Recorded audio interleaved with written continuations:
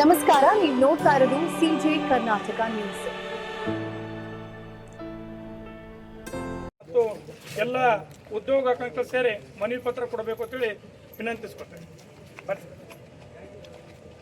ಬರ್ರಿ ಲೇಡೀಸ್ ಬರ್ರಿ.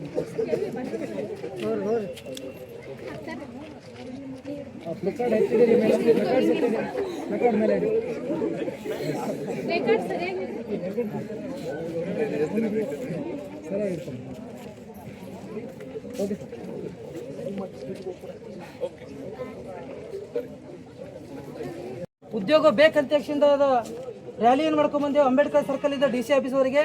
ನಮ್ಮ ಒಂದು ಕೆಲವು ಬೇಡಿಕೆಗಳು ಈಗ ತಾನೇ ಮಾನ್ಯ ಜಿಲ್ಲಾಧಿಕಾರಿಗಳ ಪರವಾಗಿ ಅಪರ ಜಿಲ್ಲಾಧಿಕಾರಿಗಳು ಬಂದ ಕೃಷಿಯಿಂದ ಮನವಿ ಪತ್ರ ಸ್ವೀಕರಿಸಿದ್ದಾರೆ. ಆ ಕೆಲವು ಬೇಡಿಕೆಗಳನ್ನು ಇಲ್ಲಿ ಓದ್ತಾ ಇದ್ದೀನಿ. ಮೊದಲನೇ ಬೇಡಿಕೆ, ರಾಜ್ಯದ ಖಾಲಿ ಇರುವ 2,84,881 ಹುದ್ದೆಗಳಲ್ಲಿ 56,432 ಹುದ್ದೆಗಳಿಗೆ ಯಾವುದೇ ವಿಳಂಬವಿಲ್ಲದೆ ಅಧಿಸೂಚನೆ ಹೊರಡಿಸಬೇಕು. ಶಿಕ್ಷಕರ ಹುದ್ದೆಯನ್ನು ನಾಶ ಮಾಡುವ KPS ಮ್ಯಾಗ್ನೆಟ್ ಯೋಜನೆಯನ್ನು ಕೈಬಿಡಬೇಕು. ರಾಜ್ಯದಲ್ಲಿ ಖಾಲಿ ಇರುವ 50,000ಕ್ಕೂ ಹೆಚ್ಚು ಪ್ರಾಥಮಿಕ ಮತ್ತು ಪ್ರೌಢಶಾಲಾ ಶಿಕ್ಷಕರು ಹಾಗೂ ಚಿತ್ರಕಲಾ, ಸಂಗೀತ, ದೈಹಿಕ ಶಿಕ್ಷಕರ ಹುದ್ದೆಗಳನ್ನು ಭರ್ತಿ ಮಾಡಬೇಕು. ಪ್ರತಿ ವರ್ಷ ಖಾಲಿಯಾಗುವ ಹುದ್ದೆಗಳ ಭರ್ತಿಗೆ ವಾರ್ಷಿಕ ಕ್ಯಾಲೆಂಡರ್ ಅನ್ನು ಬಿಡುಗಡೆ ಮಾಡಬೇಕು. ಕೇಂದ್ರದ 78 ಇಲಾಖೆಗಳಲ್ಲಿ ಖಾಲಿ ಇರುವ 9.79 ಲಕ್ಷ ಹುದ್ದೆಗಳು ಭರ್ತಿಗೆ ಕೂಡಲೇ ಕ್ರಮ ಕೈಗೊಳ್ಳಬೇಕು. ಮತ್ತು ಉದ್ಯೋಗ ನಾಶಕ್ಕೆ ಕಾರಣವಾಗಿರುವ ಸರ್ಕಾರಿ ವೆಚ್ಚ ಕಡಿತ ಮಾಡುವ ಹೆಸರಿನಲ್ಲಿ ಕೇಂದ್ರ ಸರ್ಕಾರ 2003ರಲ್ಲಿ ಜಾರಿಗೊಳಿಸಿರುವ fiscal responsibility and budget management FRBM ಕಾಯ್ದೆಯನ್ನು ರದ್ದುಗೊಳಿಸಬೇಕು. ಹಾಗೂ ರಾಜ್ಯದಲ್ಲಿ ಹಾರ್ನಳ್ಳಿ ರಾಮಸ್ವಾಮಿ, ವೀರಪ್ಪ ಮೊಯ್ಲಿ ಮತ್ತು RV ದೇಶಪಾಂಡೆ ನೇತೃತ್ವದ ARC ಶಿಫಾರಸುಗಳನ್ನು ಕೈಬಿಡಬೇಕು. ನೇಮಕಾತಿ ಪ್ರಕ್ರಿಯೆ ಸಂಪೂರ್ಣ ಪಾರದರ್ಶಕತೆಯಿಂದ ನಡೆಯಬೇಕು ಮತ್ತು ಎಲ್ಲ ತೆರನಾದ ಪರೀಕ್ಷಾ ಅಕ್ರಮಗಳನ್ನು ತಡೆಗಟ್ಟಬೇಕು. ನೇಮಕಾತಿಗಳಲ್ಲಿ ದುಬಾರಿ ಅರ್ಜಿ ಶುಲ್ಕ ಕೈಬಿಡಬೇಕು ಹಾಗೂ ಅಭ್ಯರ್ಥಿಗಳಿಗೆ ಉಚಿತ ಸಾರಿಗೆ ವ್ಯವಸ್ಥೆ ಕಲ್ಪಿಸಬೇಕು. ಉದ್ಯೋಗಾವಕಾಶ ದೊರೆಯುವವರಿಗೂ ಗೌರವಯುತ ಜೀವನ ನಡೆಸಲು ಸೂಕ್ತವಾದ ನಿರುದ್ಯೋಗ ಭತ್ಯೆ ನೀಡಬೇಕು. ಮತ್ತು KPSLನ ಅಕ್ರಮ ತಡೆಗಟ್ಟಲು ರಾಜ್ಯ ಸರ್ಕಾರ ಕೋಟಾ ಸಮಿತಿ ಶಿಫಾರಸುಗಳನ್ನು ಜಾರಿಗೊಳಿಸಬೇಕು. ಬ್ಯಾಂಕ್, ರೈಲ್ವೆ, LIC ಅಂತ ಸರ್ಕಾರಿ ಸಂಸ್ಥೆಗಳ ಖಾಸಗೀಕರಣ ನೀತಿಯನ್ನು ರದ್ದುಗೊಳಿಸಬೇಕು. ಗುತ್ತಿಗೆ ಪದ್ಧತಿಯನ್ನು ರದ್ದುಗೊಳಿಸಬೇಕು ಮತ್ತು ಕಾಯಂ ನೇಮಕಾತಿಯನ್ನು ಮಾಡಬೇಕು. ಈ ನಮ್ಮ ಉದ್ಯೋಗಾಕಾಂಕ್ಷೆಗಳ ಬೇಡಿಕೆಗಳು ಇವತ್ತು ನಾವು ಮಾನ್ಯ ಮುಖ್ಯಮಂತ್ರಿಗೆ ಜಿಲ್ಲಾಧಿಕಾರಿಗಳ ಮುಖಾಂತರ ಕಳಿಸಿದ್ದೀವಿ. ನಾಳೆ ಬಜೆಟ್ನಲ್ಲಿ ಇದಕ್ಕೆ ಒಂದು ಪರ್ಟಿಕ್ಯುಲರ್ ನೋಟಿಫಿಕೇಶನ್ ಮಾಡಬೇಕಂತ ನಾವು ಒತ್ತಾಯಿಸ್ತಾ ಇದ್ದೀವಿ. ಅಂತಂದ್ರ ನಾವೆಲ್ಲಿ MP ಗಳು ಮಕ್ಕಳಲ್ಲ, ನಾವೆಲ್ಲಿ MLA ಮಕ್ಕಳಲ್ಲ, ನಾವು ರೈತರ ಮಕ್ಕಳು. ನಮ್ಮ ತಂದೆ ತಾಯಿ ಏನೋ ಒಂದು ಕನಸು ಕಟ್ಕೊಂಡು ನಮ್ಗೆ ಓದಿಸ್ಲಾಕತ್ತಾರ. ಅದ್ರಾಗ ಅಲ್ಲಿ ನನ್ನ ಮಗ ಅಥವಾ ನನ್ನ ಮಗಳು ಏನಾದರೂ ಒಂದು ಸಾಧನೆ ಮಾಡ್ತಾಳಂತ ಅವರಲ್ಲಿ ಬಿಸಿಲಲ್ಲಿ ನನ್ನ ಹರಿದ ಬಟ್ಟೆ ಉಟ್ಟರು ಪರವಾಗಿಲ್ಲ, ನನ್ನ ಮಗಳು ಚೆನ್ನಾಗಿ ಬಟ್ಟೆ ಉಟ್ಟಿ ಅಲ್ಲಿ ಓದ್ಲಕತ್ತಾಳ, ಏನಾದರೂ ಒಂದು ಸಾಧನೆ ಮಾಡ್ತಾಳನ್ನೋ ಒಂದು ನಂಬಿಕೆ ಇಟ್ಕೊಂಡು ಅಲ್ಲಿ ತಂದೆ ತಾಯಿ ಬೆವರು ಸುರಿಸ್ಲಕತ್ತಾರ. ಇವತ್ತು ಕಾಲ್ಫಾರ್ಮ್ ನೀವು ರಾಜ್ಯ ಸರ್ಕಾರ ಮಾನ್ಯ ಮುಖ್ಯಮಂತ್ರಿ ಅವರೇ, ಇವತ್ತು ನೀವು ಕಾಲ್ಫಾರ್ಮ್ ಮಾಡಕ ಇಲ್ಲೆಲ್ಲ ನಮ್ಗೆ ವಯಸ್ಸು ಮೀರಿ ಹೋಗ್ಲಕತ್ತೈತಿ. ಅದರಲ್ಲಿ ನಾವು ಲೈಬ್ರರಿ ಪಾರ್ಟ್ ಟೈಮ್ ಜಾಬ್ ಮಾಡ್ಕೋತಾ ಅದರಲ್ಲಿ ನಮ್ಮ ಫೀಸ್ ಇದರಲ್ಲಿ ಕೋಚಿಂಗ್ ಮಾಡ್ಕೋತಾ ನಮ್ಮ ತಂದೆ ತಾಯಿನೂ ನಮಗೆ 2 ವರ್ಷ ಆಯಿತು. ಈಗ ನಮ್ಮ ವಯಸ್ಸು ಮೀರಿ ಹೋಗ್ಯದಂತ ಅವರು ಕೈ ಬಿಡ್ಲಾಕತ್ತಾರ. ಆದ್ರೆ ನಾವು ಪಾರ್ಟ್ ಟೈಮ್ ಜಾಬ್ ಮಾಡಿ ನಮ್ಮ ಗುರಿ ಒಂದು ನಾವು ಮುಟ್ಟಬೇಕು ಅನ್ನೋ ಉದ್ದೇಶದಿಂದ ಪಾರ್ಟ್ ಟೈಮ್ ಜಾಬ್ ಮಾಡಿ ಅಲ್ಲಿಯ ಬಂದಿದ್ದ ಹಣವನ್ನು ನಮ್ಮ ಲೈಬ್ರರಿ ಫೀಸ್ ಕಟ್ಟಿ, ಊಟದ ಮೆಸ್ ಕಟ್ಟಿ, ಆಮೇಲೆ ಹಗಲು ರಾತ್ರಿ ಕುಂತು ಓದ್ಲಾಗತ್ತೀವಿ. ತಮ್ಮಲ್ಲಿ ಒಂದು ವಿನಂತಿಗೆ ಏನೆಂದರೆ ಬೇಗನೆ ನಮಗೊಂದು ಕಾಲ್ಫಾರ್ಮ್ ಮಾಡಿ ತಾವು ಅವಕಾಶ ಕೊಡಿ ಅಂತ ತಮ್ಮಲ್ಲಿ ವಿನಂತಿ. ಯುವ ಜನರಿಗೆ ಸ್ಪಂದಿಸ್ತಾ ಇಲ್ಲ ಅನ್ನೋದು ಸಾಬೀತಾಗಿದೆ. ಬಿಜಾಪುರದಲ್ಲಿ ಇವತ್ತ ಹಲವಾರು ಒತ್ತಡಗಳ ಮಧ್ಯೆ ನಾಳೆ ಮಾನ್ಯ ಮುಖ್ಯಮಂತ್ರಿಯವರು ಬಜೆಟ್ ಮಂಡನೆ ಮಾಡ್ತಾರ. ಅದರ ಹಿಂದಿನ ದಿನ ಬಿಜಾಪುರ ಜಿಲ್ಲೆಯಲ್ಲಿ ಉದ್ಯೋಗಾಕಾಂಕ್ಷೆಗಳ ಕೂಗನ್ನ ಕೇಳಿಸಬೇಕು ಅಂತೇಳಿ ಒಂದು ಪ್ರತಿಭಟನಾ ಮೆರವಣಿಗೆಯನ್ನು ಹಮ್ಮಿಕೊಂಡಿದ್ದೇವೆ. ಈ ಪ್ರತಿಭಟನಾ ಮೆರವಣಿಗೆಯಲ್ಲಿ ಭಾಗವಹಿಸಿರ್ತಕ್ಕಂಥ ಎಲ್ಲ ಉದ್ಯೋಗಾಕಾಂಕ್ಷಿಗಳಿಗೆ ಉದ್ಯೋಗಾಕಾಂಕ್ಷಿಗಳ ಹೋರಾಟ ಸಮಿತಿಯಿಂದ, AIDYO all India democratic youth organisation ಇಂದ ಮೊಟ್ಟ ಮೊದಲಿಗೆ ನಮ್ಮೆಲ್ಲರಿಗೂ ಒಂದು ಕ್ರಾಂತಿಕಾರಿ ಶುಭಾಶಯಗಳನ್ನು ಹೇಳಕ್ಕೆ ಇಷ್ಟಪಡ್ತಾ ಇದ್ದೇನೆ. ಯಾಕಂದ್ರೆ ಇವತ್ತು ಆ ಸುಡು ಬಿಸಿಲಾಗೂ ಕೂಡ ನಮ್ಮ ಎಲ್ಲ ಉದ್ಯೋಗಾಕಾಂಕ್ಷಿಗಳು ಸರ್ಕಾರದ ಯುವಜನ ವಿರೋಧ ನೀತಿ ವಿರುದ್ಧ ಒಂದು ಧ್ವನಿಯಾಗಿ ಪ್ರತಿಭಟನೆ ಆಗಮಿಸಿದಾರ. ಇಲ್ಲಿ ತನಕ ಇಡೀ ರಾಜ್ಯ ಆಗಲಿ ಕೇಂದ್ರ ಸರ್ಕಾರ ಆಗಲಿ ಯಾವ ರೀತಿ ಯುವಕರಿಗೆ ಮೋಸ ಮಾಡ್ತಾ ಇರೋದು ನಮ್ಮ ಯುವಜನ ಸಂಘಟನೆ ಕರ್ನಾಟಕ ರಾಜ್ಯಾಧ್ಯಕ್ಷರಂತ ಶ್ರೀ ಶರಣಪ್ಪ ಉದ್ವಾಸರ್ ಅವರು ಸಮಗ್ರವಾಗಿ ನಿಮ್ಮ ಮಾಹಿತಿ ನೀಡಿದ್ದಾರೆ. ಸ್ನೇಹಿತರೆ, ಈಗಾಗಲೇ ನಿಮಗೆಲ್ಲ ಗೊತ್ತದ 56,432 ಹುದ್ದೆಗಳಿಗೆ ರಾಜ್ಯ ಸರ್ಕಾರ ಏನೋ ಸಚಿವ ಸಂಪುಟ ಒಪ್ಪಿಗೆ ನೀಡಿದ್ದಾರೆ. ಇದು ಕೇವಲ ಬಣ್ಣದ ಮಾತುಗಳು. ಹಲವಾರು ಬಾರಿ ಸಚಿವ ಸಂಪುಟ ಒಪ್ಪಿಗೆ ಕೊಟ್ಟಿರ್ತಕ್ಕಂಥ ಒಪ್ಪಿಗೆಗಳು ಇಂಪ್ಲಿಮೆಂಟ್ ಆಗಿಲ್ಲ. ನಿನ್ನೆ ಒಂದು ಸರ್ಕ್ಯುಲರ್ ಹಾಕ್ಯಾರ. ಬಹಳ ಜನ ಉದ್ಯೋಗಾಕಾಂಕ್ಷಿಗಳು ಲೈಬ್ರರಿಯಲ್ಲಿ ಬೇರೆ ಬೇರೆ ಕಡೆ ಗ್ರೂಪ್ಗಳಲ್ಲಿ 8,000 ನೋಟಿಫಿಕೇಶನ್ ಮಾಡ್ಯಾರ ಅಂತೇಳಿ ಪುಸ್ತಕ ತಗೊಂಡು ಲೈಬ್ರರಿ ಕೂತವ್ರು ಹೇಳ್ತಾ ಇಲ್ಲ. ಆರೋ ನೋಟಿಫಿಕೇಶನ್ ಅಲ್ಲ, ಬರೀ ಅದು ಆದೇಶ ಅಷ್ಟೇ. ಇನ್ನು ನಿನ್ನೆ ಅಲ್ಲ ಮೊನ್ನೆ KS ರಿಸಲ್ಟ್ ಬಿಟ್ಟಾರ. ನೀವೆಲ್ಲ ನಿಮ್ಮನೊಳಗೆ ಅಕ್ಕ ಅಣ್ಣ ಹಲವಾರು ವರ್ಷಗಳಿಂದ ಬಡವರು, ಮಧ್ಯಮರು, ಕಾರ್ಮಿಕರ ಮಕ್ಕಳು ಕೂಡ KS ಅಧಿಕಾರಿ ಆಗ್ಬೇಕು ಅಂತೇಳಿ ಹಗಲ ರಾತ್ರಿ ಪರಿಶ್ರಮ ಪಟ್ಟು ಓದಿದ್ರು. ಆ KS prelims exam Kannada question paper ಅಲ್ಲಿ ದೋಷಗಳಿದಾವ ಅಂತೇಳಿ ರೀ ಎಕ್ಸಾಮ್ ಕಂಡಕ್ಟ್ ಮಾಡಿದ್ರು. ರೀ ಎಕ್ಸಾಮ್ ನಲ್ಲಿ ಹಲವಾರು ದೋಷಗಳಿತ್ತು. ಆಮೇಲೆ ಮೇನ್ಸ್ ಎಕ್ಸಾಮ್ ಮುಗಿಸಿದ್ರು. ಈಗ ಮೇನ್ಸ್ ಎಕ್ಸಾಮ್ ಮುಗಿಸಿ ವೈವಾಕ ಇಂಟರ್ವ್ಯೂ ಅಲೋ ಮಾಡ್ತಾ ಇದಾರೆ. ಒಂದೇ ಸೆಂಟರ್ ಒಳಗ ಸ್ನೇಹಿತರೆ, ಇನ್ನೊಂದು ಸ್ವಲ್ಪ ಕೇಳಿಸ್ಕೋಬೇಕು ನೀವು. ಒಂದೇ ಸೆಂಟರ್ ಒಳಗ ಒಂದು ರೂಮದಿಂದ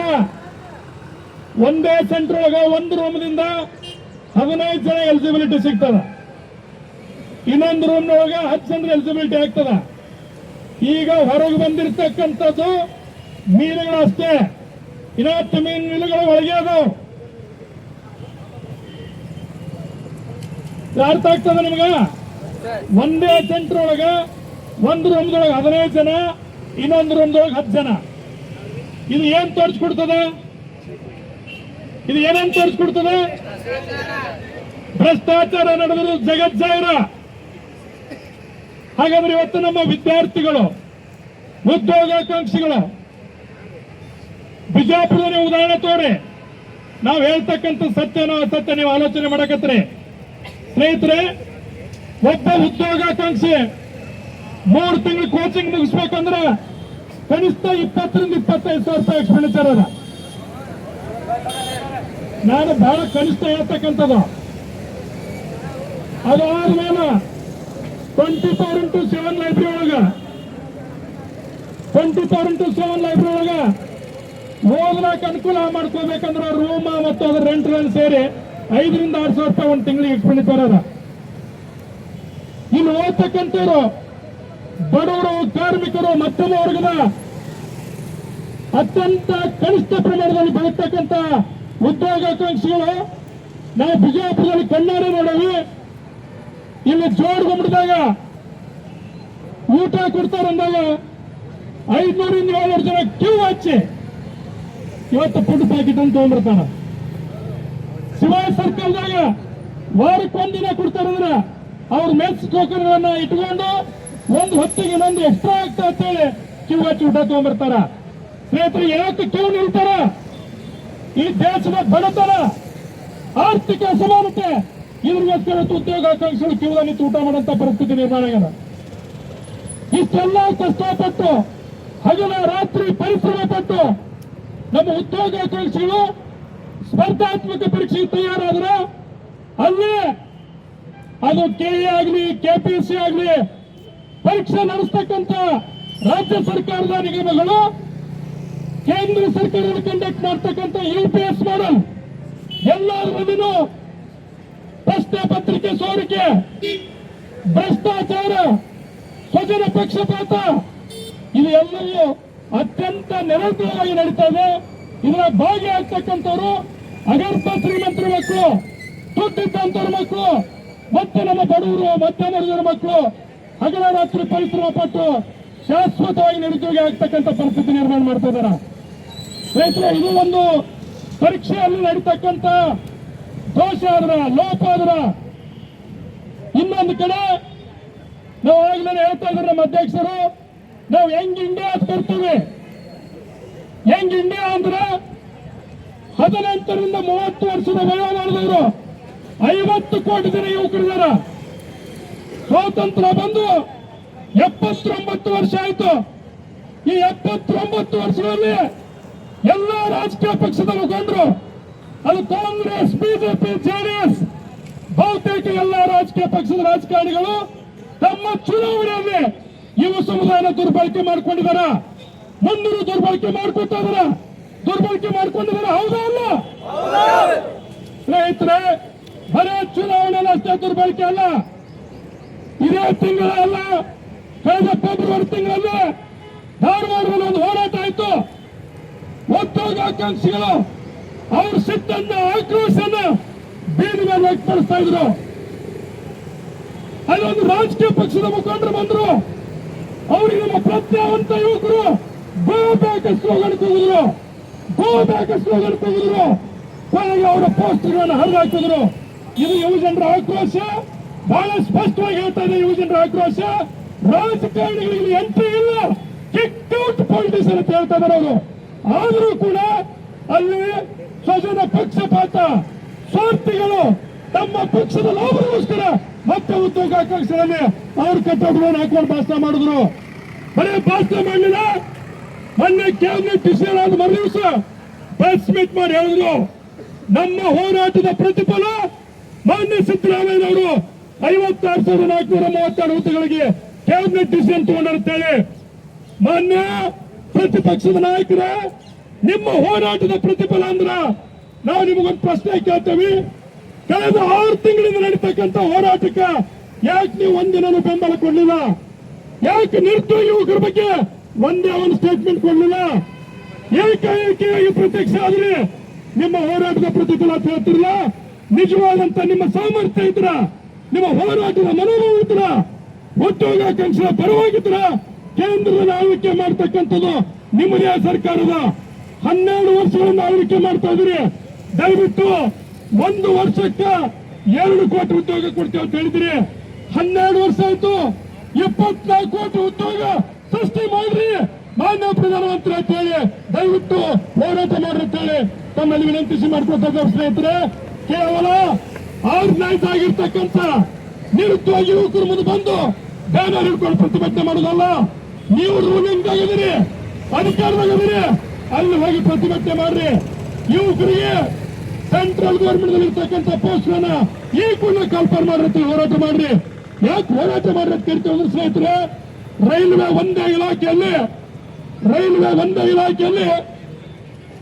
22 ಲಕ್ಷ ಹುದ್ದೆಗಳಿದ್ದು, ರೈಲ್ವೆ ಒಂದೇ ಇಲಾಖೆಯಲ್ಲಿ 22 ಲಕ್ಷ ಹುದ್ದೆಗಳಿದ್ದು, ಇವತ್ತ ಇಡೀ ರೈಲ್ವೆ ಇಲಾಖೆಯನ್ನ ಖಾಸಗೀಕರಣ ಮಾಡ್ತಾ ಇದಾರ. ರೈಲುಗಳನ್ನ ಖಾಸಗಿ ವ್ಯಕ್ತಿಗಳಿಗೆ ಕೊಡ್ತಾ ಇದಾರ. ಈಗಾಗಲೇ ಲಕ್ನೋ ಟು ಡೆಲ್ಲಿ ತೇಜಸ್ ಒಂದು ರೈಲು ಓಡಿಸ್ತಾ ಇದಾರ. ಇವತ್ತು ರೈಲ್ವೆದೊಳಗೆ 11 ಲಕ್ಷ ಹುದ್ದೆಗಳು ಉಳಿದವು. ಹಾಗಾದ್ರೆ 11 ಲಕ್ಷ ಹುದ್ದೆಗಳನ್ನ ಅಬ್ಯಾಲೆನ್ಸ್ ಮಾಡಿದ್ರು, ಮುಚ್ಚಿ ಹಾಕಿದ್ರು. ಇದು ಕೇವಲ ರೈಲ್ವೆ ಇಲಾಖೆ. ಇದೇ ತರ BSNL ಆಗಿರ್ಬೋದು, ಏನು ಅವ್ರು ನವರತ್ನ ಅಂತ ಕರ್ತಿದ್ದೇವೆ, ಎಲ್ಲವನ್ನ ಸಂಪೂರ್ಣ ಮುಚ್ಚಿ ಹಾಕಿದಾರ, ಸರ್ವನಾಶ ಮಾಡಿದಾರ. ಇದು ಕೇಂದ್ರ ಸರ್ಕಾರದ ಪಾಲಿಸಿ ಆದ್ರೆ ಇನ್ನು ರಾಜ್ಯ ಸರ್ಕಾರದವರು ಇವರ ಅಧಿನಾಯಕರು ಪಾರ್ಲಿಮೆಂಟಿನಲ್ಲಿ ಪ್ರತಿಪಕ್ಷದ ನಾಯಕರು ನಿರುದ್ಯೋಗದ ಬಗ್ಗೆ ಮಾತಾಡ್ತಾರ, ಉದ್ಯೋಗಾಕಾಂಕ್ಷೆಯ ಪರಿಸ್ಥಿತಿ ಬಗ್ಗೆ ಮಾತಾಡ್ತಾರ. ಅವರೇ ಸರ್ಕಾರ ಕಳೆದ 3 ವರ್ಷದಿಂದ ಒಂದೇ ಒಂದು ಉದ್ಯೋಗವನ್ನು ಸೃಷ್ಟಿ ಮಾಡ್ತಾ ಇಲ್ಲ, ಖಾಲಿ ಇರುವ ಹುದ್ದೆಗಳನ್ನು ಭರ್ತಿ ಮಾಡ್ತಾ ಇಲ್ಲ. ನಿಮಗೆ ನಿಜವಾದಂತಹ ಕಾಳಜಿ ಇದ್ರೆ ಮಾನ್ಯ ಮುಖ್ಯಮಂತ್ರಿ ಅವರ ಕಾಲ್ಪಾರ್ ಮಾಡ್ರಿ, ನೋಟಿಫಿಕೇಶನ್ ಮಾಡ್ರಿ. ನೋಟಿಫಿಕೇಶನ್ ಮಾಡಕ್ಕಾಗಿಲ್ಲ ಅಂದ್ರೆ ನಿಮ್ ಕುರ್ಚಿ ಖಾಲಿ ಮಾಡ್ರಿ. ಇದು ಉದ್ಯೋಗಾಕಾಂಕ್ಷಿಗಳ ಹಕ್ಕಾಗಬೇಕು. ನಾವು ಉದ್ಯೋಗ ಯಾರಿಂದನೂ ಕಾಣಿಕೆ ಕೇಳ್ತಾ ಇಲ್ಲ, ಯಾರಿಂದನೂ ಭಿಕ್ಷೆ ಬೇಡ್ತಾ ಇಲ್ಲ.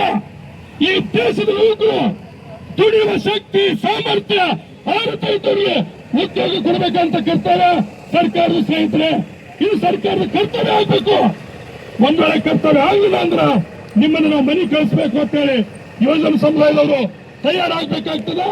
ನಾವು ಕೇವಲ ಇಲ್ಲಿ ಒಂದು ರಾಜಕೀಯ ಪಕ್ಷ, 2 ರಾಜಕೀಯ ಪಕ್ಷ ಅಲ್ಲ, ಈ ದೇಶದಲ್ಲಿ ಆಳ್ವಿಕೆ ಮಾಡತಕ್ಕಂತ ಬಹುತೇಕ ಎಲ್ಲ ರಾಜಕೀಯ ಪಕ್ಷದವರು ಯುವಜನ ವಿರೋಧಿ ನೀತಿಯನ್ನು ಅನುಸರಿಸ್ತಾ ಇದ್ದಾರೆ. ಹಿಂದೆ ಇರ್ತಕ್ಕಂಥ Congress LPG liberalisation, privatisation, globalisation ಇದನ್ನ ಇಂಪ್ಲಿಮೆಂಟ್ ಮಾಡಿದ್ರು.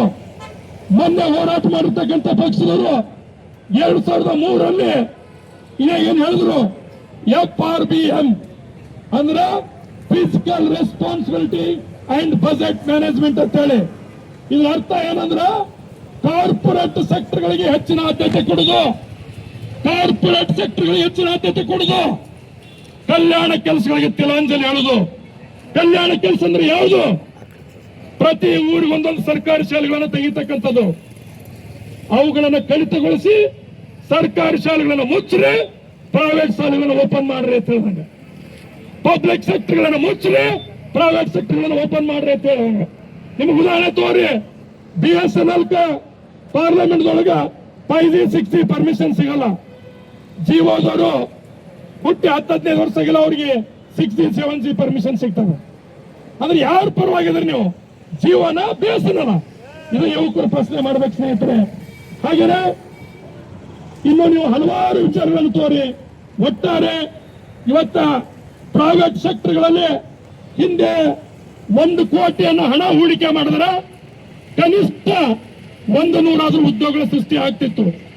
ಇವತ್ತ 100 ಕೋಟಿ ಉದ್ಯೋಗವನ್ನು ಹೂಡಿದ್ರು ಕೂಡ ಉದ್ಯೋಗಗಳ ಸೃಷ್ಟಿ ಮಾಡ್ತಾ ಇಲ್ಲ. ಇದು ಏನ್ ತೋರಿಸ್ಕೊಡ್ತದೆ?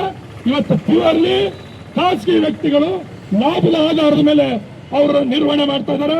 ಸ್ನೇಹಿತರೆ, ನಿಮ್ಮೆಲ್ಲರಲ್ಲಿ ಮನವಿ ಮಾಡ್ಕೋತಾ ಇದ್ದೇವೆ, ನಾವು ಉದ್ಯೋಗಾಕಾಂಕ್ಷಿಗಳು ಯಾವುದೇ ರಾಜಕೀಯ ಪಕ್ಷದ ಗುಲಾಮರಾಗಬಾರ್ದು, ಬಲಿ ಆಗಬಾರ್ದು.